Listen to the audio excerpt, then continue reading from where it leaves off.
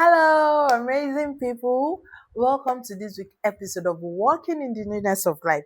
With me, Adeshawa Adedoyin Olupewu. Our topic for this week is the hidden expression over fumes and allegations. In a simple context, we are discussing the concealed motives covering a great anger that leads to a claim or assertion that someone has done something wrong or illegal, which exposes the accused to hate, ridicule, or loss. This unjust act has been a thing even before our time. It's just sad that it has become a regular thing in our generation. We can trace this back to the time of King Xerxes and the book of Esther, chapter 3, verse 1 to 15, where a man implicates Mordecai before King Xerxes simply because Mordecai refused to bow down to Haman. Mordecai refused to honor him. It did not only lay allegations against Mordecai and his fellow Jews, it even suggested a very cool penalties to King Xerxes to apply. If not for God's intervention through the help of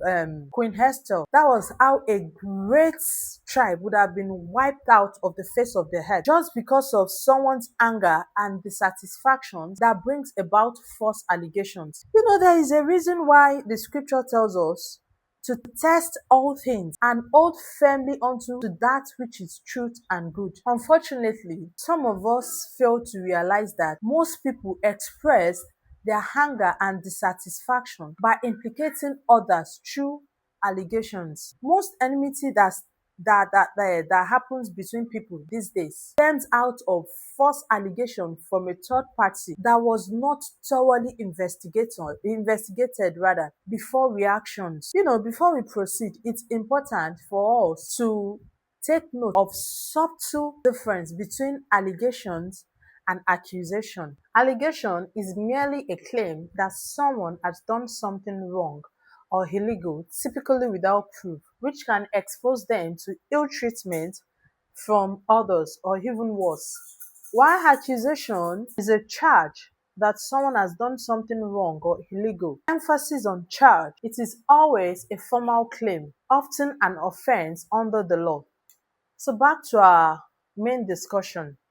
As we all know, most of us are vulnerable to information. Only few people analyze an information from a critical point of view. We easily believed any allegations that comes our way without analyzing the pros and cons thoroughly that will help us to come to a rational conclusion.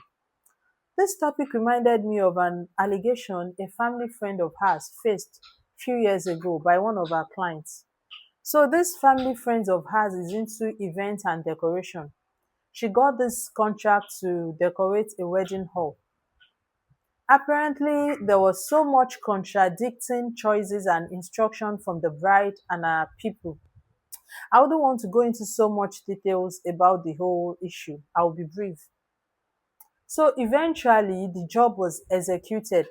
Fast forward to a few weeks after the event, the bride made a degrading video about the decorator's brand, and the video was posted by one of the popular blog. I was shocked to my bone when I saw this video because the whole situation was twisted into a false allegation.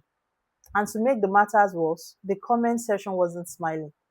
People were bashing the decorator. People have no littlest idea of what happened. Sadly, that is how most of us react to allegations. Meanwhile, the scripture says, the gullible believed everything, but the prudent give thought to their steps. That is Proverbs chapter 14, verse 15. This verse is literally instructing us to apply wisdom and caution when hearing reports about others, to carefully and critically examine information rather than believing or accepting rumors. The Bible also says, whoever of you loves life and desires to see many good days, keep your tongue from evil and your lips from telling lies. That is Psalm 34 verse 12. False allegations against people is evil. Telling lies against people because you don't love them or they have wrongdoing in some ways is also evil. Let's not forget that for every action, there is always a divine reward or consequence. We are the type who likes to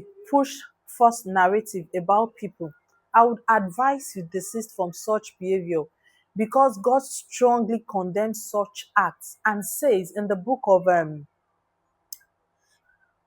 of Proverbs chapter 19 verse 5 that a false witness will not go unpunished and whoever pours out lies will not go free. Also, I want to encourage anyone that is going through false allegation or has gone through false allegation not to give in to such intimidation. Rather, let your accomplishments and integrity let it speak for you. Just like Nehemiah did when he was faced with false allegation by Sanballat and others, when he was into the project of building the walls of Jerusalem. You can go through the verse. It will help you if you are going through false allegation or if you have gone through false allegation. That is the book of Nehemiah chapter 6 verse 1 to 19. So family, we have come through the end of this week's session. Thank you so much for staying tuned. Don't forget to like, follow and share. See you again next time. Bye.